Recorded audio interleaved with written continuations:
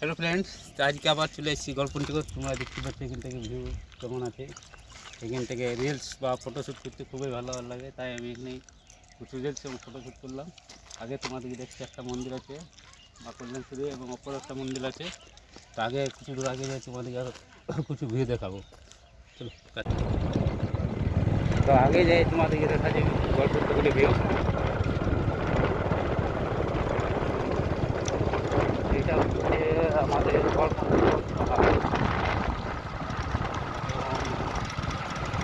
এখানে টাইপের একটু ফটো থাকে, ওখানে ফাঁকা আছে। দুপুরের টাইমে গাড়ি রাখার জায়গা হয়েছে না।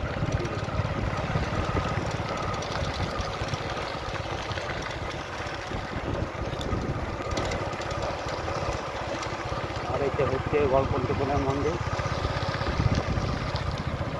এই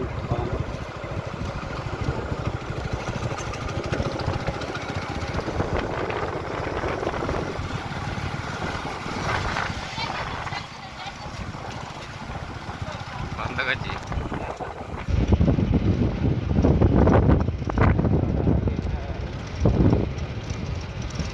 ঠাকুরের রেস্টুরেন্ট আছে।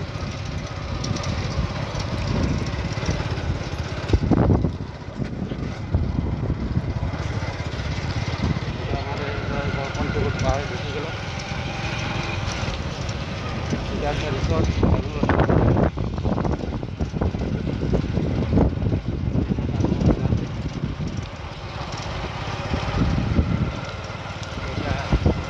একেবারে গল্পটিপুর পাহাড়ের নিচে। এখন পিকনিকের টাইমে প্রচুর ভিড় থাকে।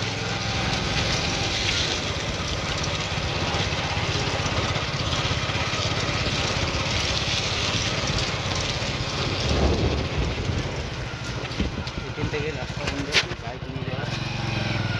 এটা বন দপ্তরের জায়গা, এখান থেকে আর বাইক যাওয়া যাবে না। এটা বন্ধ, পাহাড় ওঠার রাস্তা বন্ধ করে দেবে।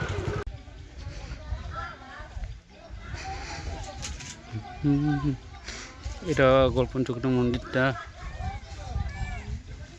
আগে বছরে এখানে ফাঁকা ছিল, কিন্তু এবছর তোমরা দেখতে পাচ্ছ বেড়ার দিয়ে ঘেরা আছে এবং গাছও লাগানো ছিল। এবং এর অপোজিট সাইডে কিছু দোকান লাগানো আছে।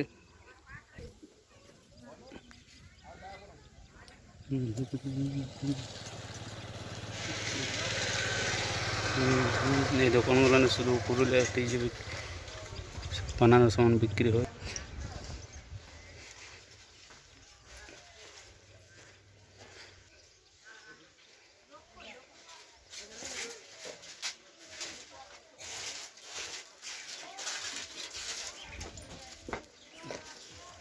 এটা গল্পঞ্চকোটের দৃশ্য। এখান থেকে আর অনেক পুরানো মন্দিরে বানানো আছে। আরও ভিতরে কিছু এরকম পুরনো স্মৃতি আছে, আমাদেরকে দেখাচ্ছি। এই যে তোমরা দেখতে পাচ্ছ পুরনো যুগের কিছু স্মৃতি রাখা আছে।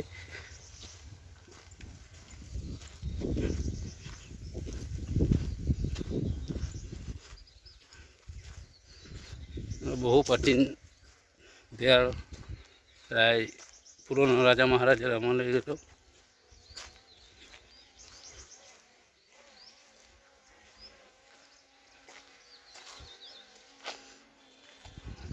এগুলো প্রায় জঙ্গলে ভর্তি থাকে। তো পিকনিকের পর কিছু এগুলা জঙ্গল কেটে পরিষ্কার করা হয়েছে।